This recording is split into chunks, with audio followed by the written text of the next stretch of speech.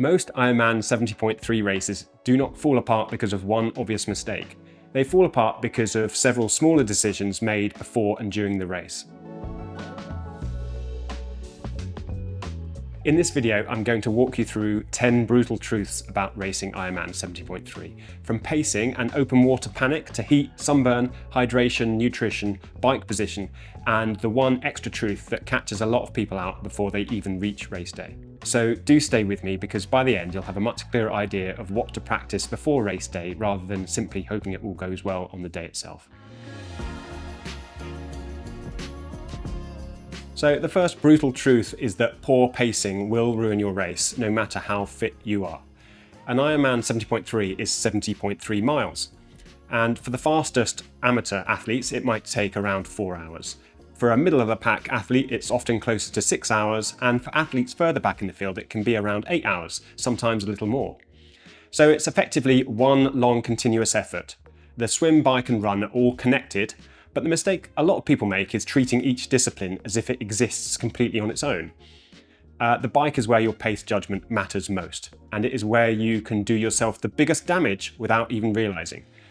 You may feel fine early on, especially if you're excited, surrounded by other athletes, riding on closed roads and seeing good numbers on your bike computer. But if you push too hard for 56 miles or 90 kilometers, the half marathon run basically becomes a damage limitation job. When I first started doing Ironman 70.3 races, I always suffered big time towards the end of the bike and struggled on the run. After a few races, I concluded that Ironman 70.3 racing just didn't suit me. But it was only when I started to learn to cycle less aggressively that I started posting faster splits and winning my age group eventually. It sounds really obvious to me now, but it felt like a real revelation to me back then. So, as a rough guide, experienced athletes race an Ironman 70.3 bike leg somewhere between 78 to 85% of their FTP, and FTP being a measure of your best sustainable 1 hour power output. First timers, or those who are less confident about cycling or running, are better off aiming closer to 70 to 78% of their FTP. And you can even test this in training quite simply. So you would just do a long ride where you hold your planned race effort and then run 3 to 6 miles, 5 to 10 kilometers afterwards. And if that feels like survival, your bike pacing is probably too ambitious and you need to rethink it. The second brutal truth is that the swim can be really unsettling even if you are fit enough to complete the distance. For many athletes, the swim is the most stressful part of an Ironman 70.3. There are bodies all around you, cold water, waves, reduced visibility, race nerves, and the sense that once you start, you can't just stand up at the end of each length. Most Ironman 70.3 races now use a rolling start, and that does help. So you seed yourself with athletes of a similar ability, and once you cross the timing mat, your race begins. That usually reduces the chaos of everyone starting together, but it does not remove the need to prepare. So the most important thing is to practice open water swimming before your race, ideally in conditions that feel similar to race day. Even swimming for 10 or 15 minutes on the day before your race can make a big difference. And a swim warm-up before your race is also valuable. So if the event allows it, do get in 15 to 20 minutes before your start and do a few minutes of easy swimming. If that's not possible, at least splash water over your face and down the front and the back of your wetsuit. It helps you get used to that first shock of cold water that can trigger fast, shallow breathing. Then once the race starts, the opening minute should feel controlled and focus on long exhalations into the water, because if you don't breathe out properly, carbon dioxide builds up and that can create the feeling that you're not getting enough air in. So do practice in open water, warm up when possible, start calmly and exhale fully. And if you do those things, you really reduce the chances of a panicky swim. The third brutal truth is that heat usually becomes more important as the race goes on. Most Ironman 70.3 races start early, often between 6 and 8 AM, when the air is cooler. And that can give you a false sense of security. You might feel fine on the swim and early on in the bike, but as the day warms up, the heat usually hits the hardest on the run. And by then, your core temperature has already been rising for hours, and your pace starts to feel a lot harder than it did in training. If you already live in a warm climate, you have an advantage here. But if not, heat acclimation can be really useful. This simply means giving your body repeated, manageable exposure to warmer conditions before race day. A practical approach here is to spend 10 to 14 days before the race adding some kind of controlled heat exposure. That might mean doing some low intensity training in slightly warmer clothing than you might normally choose, using an indoor trainer in a warmer room, or taking a hot bath after an easy session. I would not deliberately overheat myself if I was doing tough intervals, because then the heat becomes another stress factor that might reduce the quality of the workout. So personally, I live in a cool climate and I find that practicing acclimation definitely helps. I can race pretty well at temperatures up to about 27 Celsius or 81 Fahrenheit by doing that. But knowing this, I tend to avoid entering races that are likely to be any hotter than that. The fourth brutal truth is that sunburn is not just uncomfortable, it's another stress that your body has to deal with when you're already in a demanding race situation. So if you're racing for 4 to 8 hours in warm conditions, especially with fair skin, sunscreen is not optional. And the difficult thing is that many sun lotions do not last as long as the race itself, particularly when you're combining swimming and sweating. What this means is that you can apply sunscreen and still get quite badly sunburned. And when you're already asking your body to swim 1.2 miles, ride 56 miles and run 13.1 miles, burning skin is really not something you want to add to your workload. Personally, I use Ryman P20 SPF 50 sun oil, and I found it works really well for long triathlons, including full Ironman distance races as well. But I'm sure there are plenty of other products that do a similarly great job too. And the key is just to make sure that whatever you choose, you practice it in long training sessions to make sure that it works.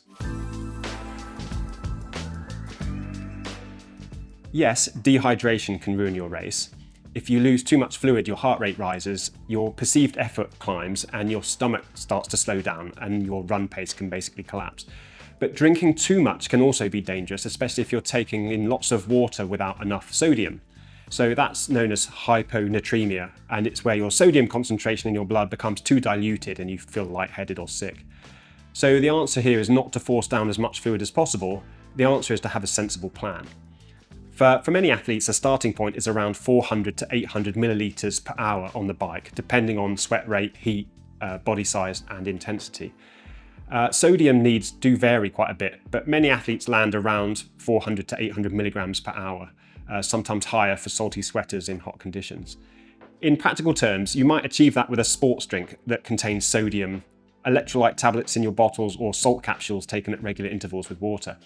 And the simplest approach here is to check the sodium content of your drink mix, your gels, your chews, and anything else you're going to take on board, and work out roughly how much you'll take per hour, and then only add tablets or capsules if you feel like you need to. The key is to practice this before race day as well, so don't suddenly take a high sodium drink, salt capsules, and on-course products all together without testing them, because that could upset your stomach. The sixth brutal truth is that your body can't race well for several hours on water alone. If you don't consume enough carbohydrate, you'll run out of energy. And if you consume too much, you'll get stomach issues. So it's a difficult balance. During an Ironman 70.3, you might burn roughly 3,500 to 5,000 calories. So that's the equivalent of 2 normal days' worth of food. And a significant portion of that energy comes from glycogen, which is your body's stored carbohydrate.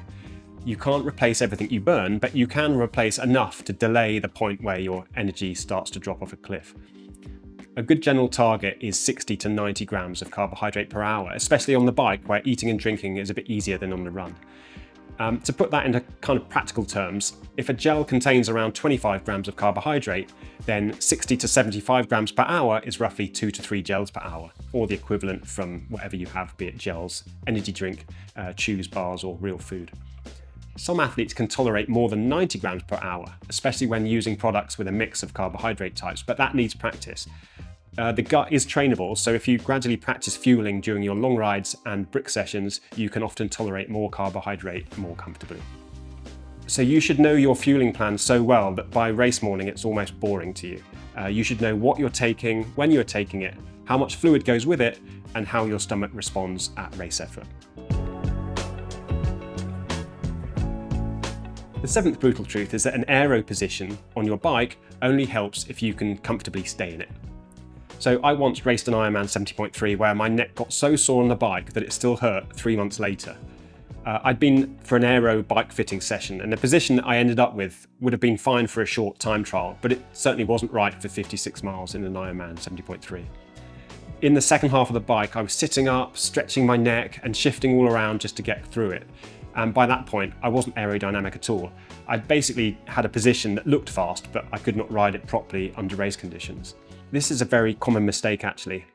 Athletes chase an aggressive bike position because they want to reduce their drag. But Ironman 70.3 is not about holding an aero position for 20 minutes. It's about staying efficient for 2, 3 or 4 hours and then running a half marathon afterwards.